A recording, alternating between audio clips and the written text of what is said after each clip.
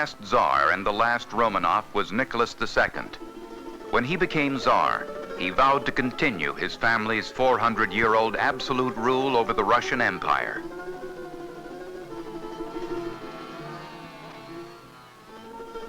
Only 11 years later, in 1905, a general strike forced the Tsar to create a representative legislature.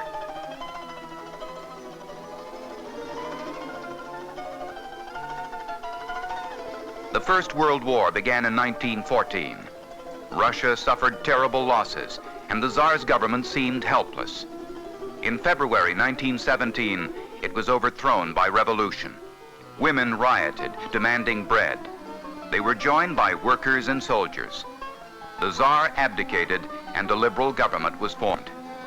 At the same time, revolutionary councils called Soviets were created by representatives of workers, soldiers, and peasants. The war situation worsened. Peasant soldiers deserted by the thousands, and the people were on the edge of starvation. A small party of Marxist intellectuals who called themselves Bolsheviks adopted the slogan, "Land, peace, bread, all power to the Soviets." And in October, the Bolsheviks, led by Lenin, seized control of the government. Communist rule had begun. It was a terrible time. Civil war raged across the country. Many of the revolution's democratic ideals were lost before the struggle ended in 1921. Lenin died in 1924, and one of his aides, Joseph Stalin, became the new leader of the Communist Party. Under Stalin, the government began a forced modernization of the economy. It was Stalin's objective to make the Soviet Union into one of the world's great industrial powers within just a few short years. To do this, he initiated the first of what was to be a series of 5-year plans, which controlled every aspect of the Soviet economy. Workers were assigned jobs by the state and forced to increase their productivity. Private agriculture virtually ceased. The land was organized into huge collective farms, which were controlled by the central government. Since everyone was a worker, nursery schools took over much of the task of child rearing. For the Soviet people, the 30s were a time of hardships. Individual freedom disappeared, and secret police arrested millions of people as Stalin eliminated his rivals in the Communist Party and all other potential opposition. Still, the people worked hard, some because they had to, others because they believed they were building socialism. Although the unrealistic goals of the 5-year plans were not met, the nation became a leading industrial power before 1940. The Second World War broke out in 1939, and in 1941, Germany attacked the Soviet Union. Probably 20 million Soviet citizens died. The destruction was enormous, but the war gave people a renewed spirit of patriotism and unity. When peace came, the Soviet Union emerged as the strongest nation in Europe. Over 30 years have passed since the end of what the Russians call the Great Patriotic War. But as in no other nation, memories of those times are still kept alive. The memories and the pain.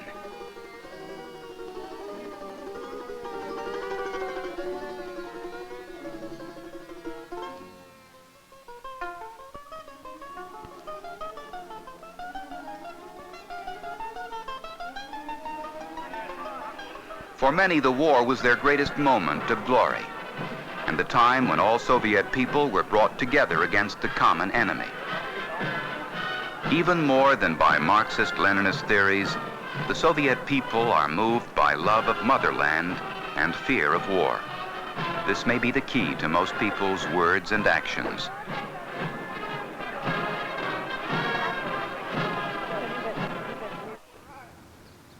The future is in our children, say parents as well as the state. Because most women work, an essential element in Soviet family planning is to have a live-in grandmother for child watching.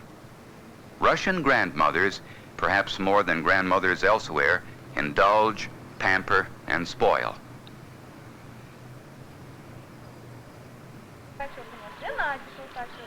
In the Soviet Union, all health care and education are free.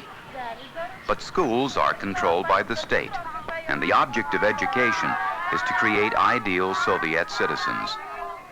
Children usually enter nursery school at age 3, and there it is the group that counts. The ever-present ideal for young people is Lenin. For children, he is everything that is good and admirable. They learn this from their nursery songs, from their picture books, and from their teachers. Lenin's image appears everywhere, and he has become almost a godlike figure.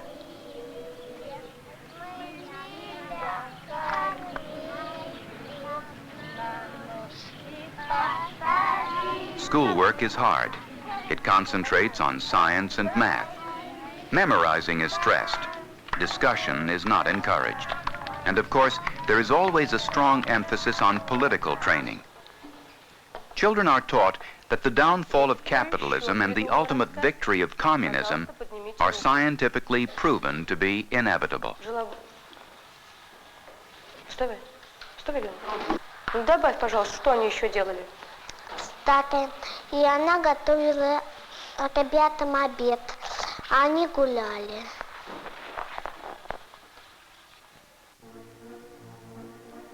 Career training starts early. Youngsters who show talent in science, languages, or the arts go to specialized schools. Competition among students can be fierce.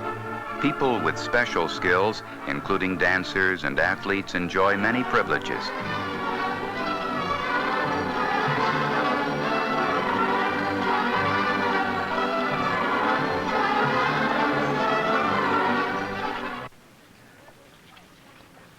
After high school, many students attend technical institutes. University education is possible for only a few. The pressure is great, and so are the rewards. For these are future party members. They will be the elite, who will have the income and the connections to live well.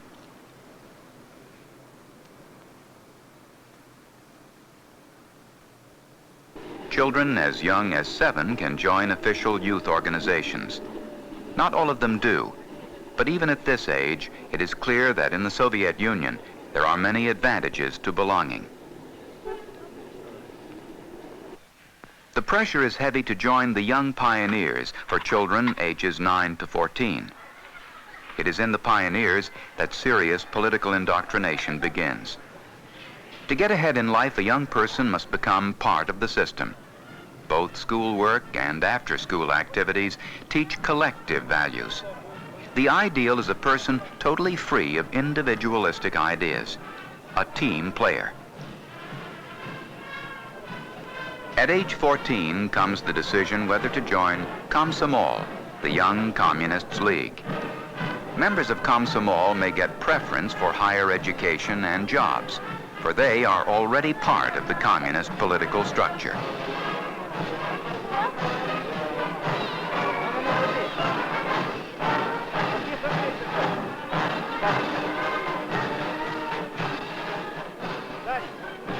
It is the Communist Party which controls the Soviet Union. Although Soviet citizens generally support the party and its decisions, membership is restricted to about 5% of the population. Elections are held regularly, and everyone is required to vote. But only the one political party is permitted. For each office, there is only one candidate nominated by the party, and that candidate is always elected. From the communist point of view, this is a triumph of democracy. Since everyone in the Soviet Union is a worker, and since the Communist Party represents the workers, there is simply no need for any other party. Trade unions exist. Almost everyone belongs to one. But because strikes are forbidden and collective bargaining is very limited, unions serve mainly to communicate the official line to the workers. There is no unemployment because the government guarantees that everyone has a job.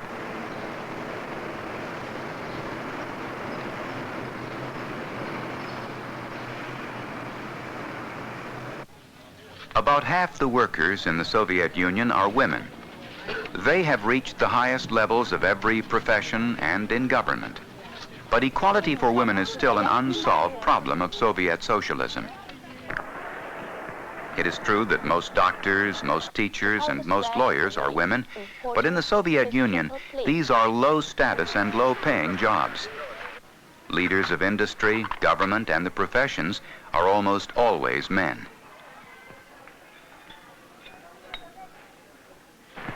In the Communist Party, only 1 of every 5 members is a woman, and women hold none of the real power positions.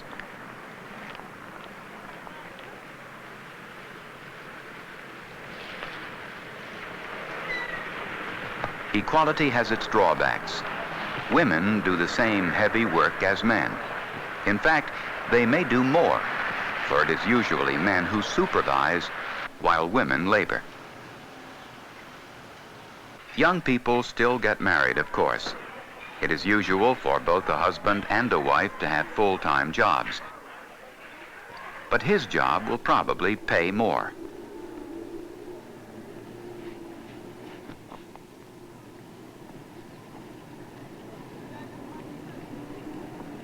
Even though she works, it is the woman's role to shop, cook, take care of the house.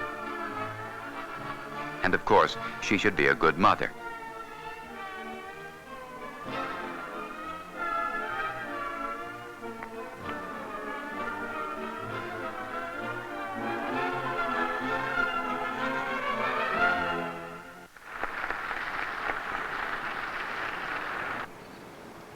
Large families are not common in the cities, though the government encourages them because most women work and apartments are small.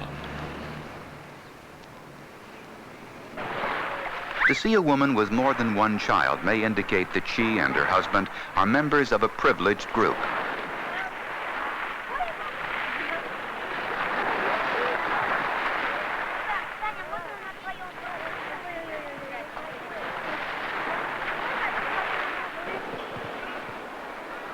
The showplace store called GUM in Moscow is always crowded with shoppers hoping to find scarce consumer goods.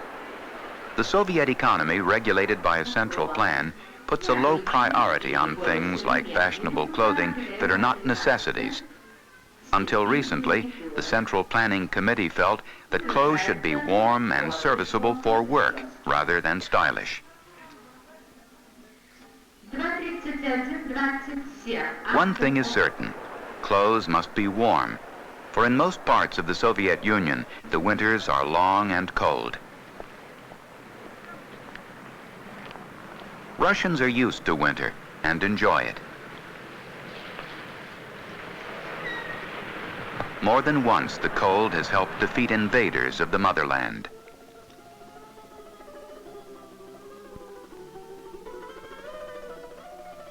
Though generally atheistic, some Soviets recently have come to appreciate religion as an important part of their country's history and traditions. The Soviet government still represses the teaching and practice of all religions. In this land, all forms of communication are controlled by the state. Every word in every newspaper and in every book must be approved before it is published. Few Soviet citizens can understand the American notion of a free press, but many would like freer access to Western scientific and technical ideas.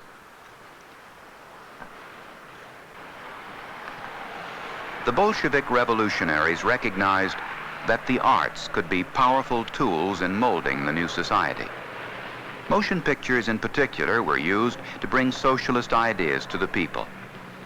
The fine arts of music and painting can also carry political messages. And since the 1930s, there has been no place for the artist who is an individual. All professional artists are workers and, of course, belong to a union. An artist whose work criticizes the motherland, its leaders, or socialism is certain to be expelled from the union. If that happens, there is no legal way for the artist to make a living. Those who do not conform to the official style of socialist realism are no longer arrested as they were in Stalin's time. But in general, Art must be useful, and experimentation is discouraged.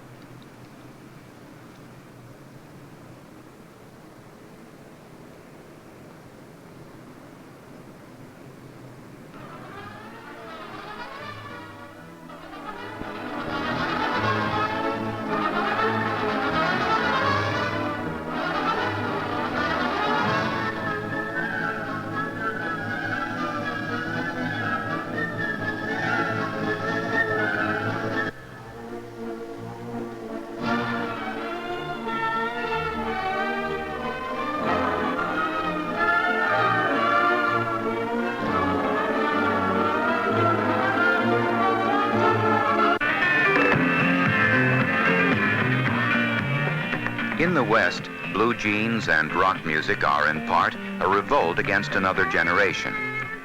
In the Soviet Union, they are also luxuries and symbols of the good life.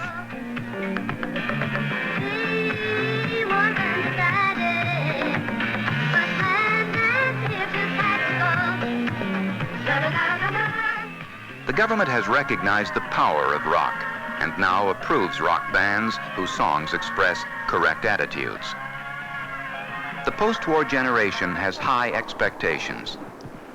Though the Soviet Union is not yet a consumer society, people linger over displays of automobiles or color televisions with the hope that soon they will own one. Like much else, the decision is not theirs to make. It is the government's. For the Soviet Union has a controlled economy, not one of supply and demand.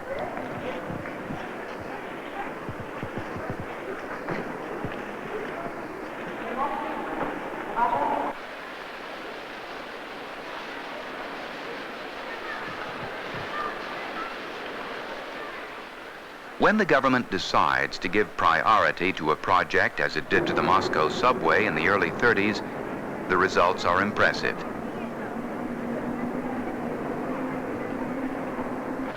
The United States, by encouraging private car ownership, has done little to promote low-cost public transportation.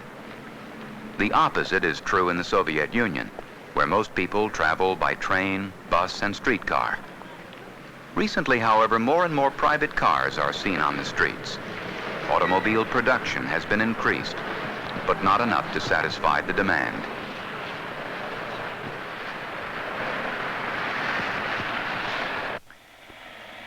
In Soviet cities, housing construction has priority.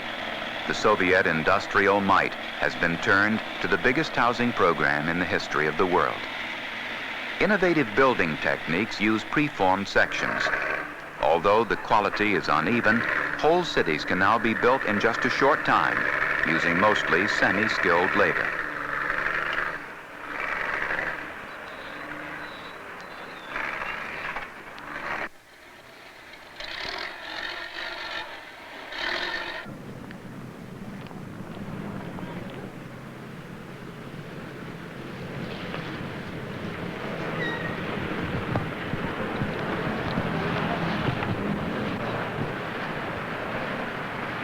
Outside the big cities, the modern world sometimes seems to disappear. Unpainted wooden houses and unpaved streets look very much as they did at the turn of the century. 100 million Soviets live in small villages from above the Arctic Circle to the warm shores of the Black Sea.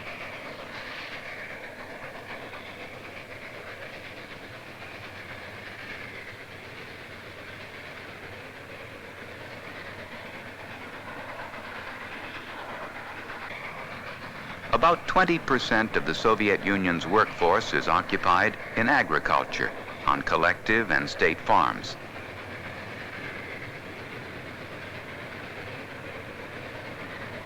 Going east toward Siberia, the villages thin, the birches change to pines, and the land goes on and on. Siberia is rich with agriculture and industry. It is a varied territory, 50% larger than the United States, and yet it is only part of the Russian Republic, which also includes European Russia. There are 14 other republics in the Soviet Union and many minority nationalities. 47% of the people are not Russian. Even here in Central Asia, the economy is controlled from Moscow.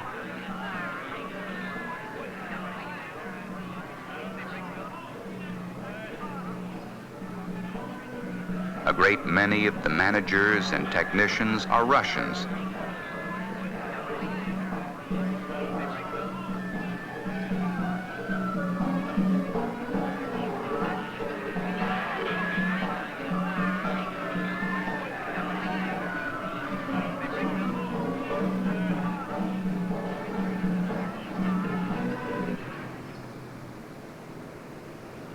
In a large farmer's market in the Republic of Armenia, the produce of a rich land is laid out aisle upon aisle. Farmers' markets are the only legal form of free enterprise in the Soviet Union. Unfortunately, very little of the fine fruit and vegetables of this southern republic reaches the northern parts of the country.